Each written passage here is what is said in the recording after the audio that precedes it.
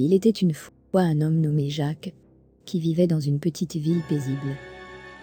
Il aimait passer ses journées à explorer les bois environnants et à capturer des images de la nature avec son appareil photo.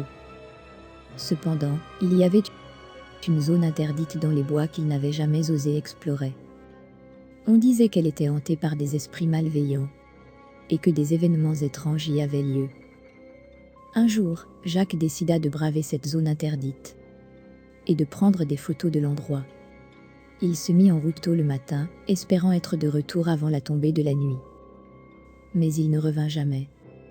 Les jours passèrent, et personne ne vit ni entendit plus parler de Jacques. Ses amis et sa famille commencèrent à se demander ce qui lui était arrivé.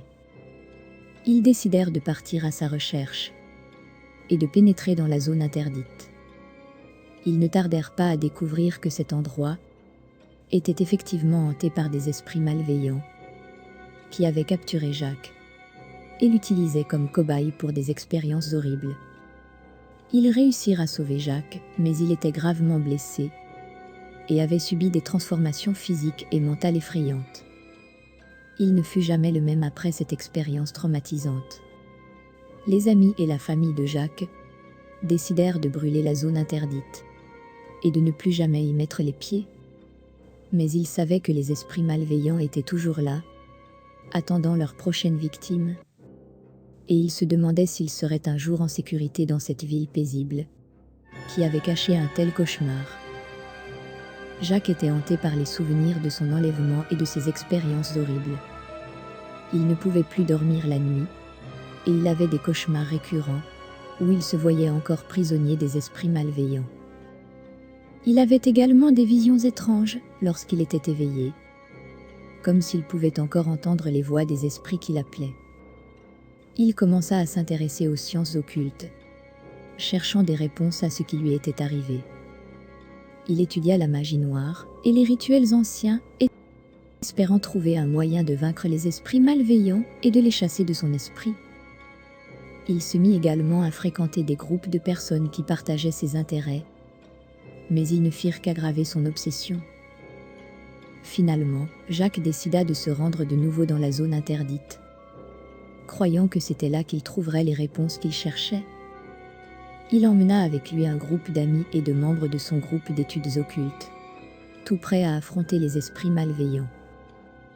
Mais ils n'étaient pas préparés pour ce qui les attendait.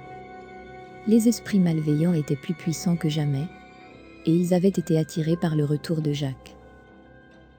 Ils attaquèrent le groupe sans pitié, tuant la plupart d'entre eux, et capturant les survivants pour les utiliser comme cobayes pour de nouvelles expériences horribles. Jacques réussit à s'échapper, mais il était gravement blessé et gravement perturbé mentalement. Il retourna chez lui, mais il ne put jamais oublier ce qui était arrivé dans la zone interdite. Il passa le reste de sa vie à se repentir de ses actions et à chercher une forme de rédemption pour les âmes perdues de ses amis et de ses compagnons d'études. Les esprits malveillants continuent de hanter cette zone interdite, attendant leur prochaine victime. Les gens de la ville ont appris à éviter cet endroit et à ne jamais parler de ce qui s'est passé là-bas, mais les légendes persistent et les histoires d'horreur continuent d'être. Merci d'avoir écouté cette histoire. Si vous avez aussi aimé écrire des histoires, les raconter, alors n'hésitez pas à nous envoyer votre histoire écrite ou racontée par vous-même à l'adresse mail située dans la description. N'oubliez pas de vous abonner pour de nouvelles histoires. À bientôt.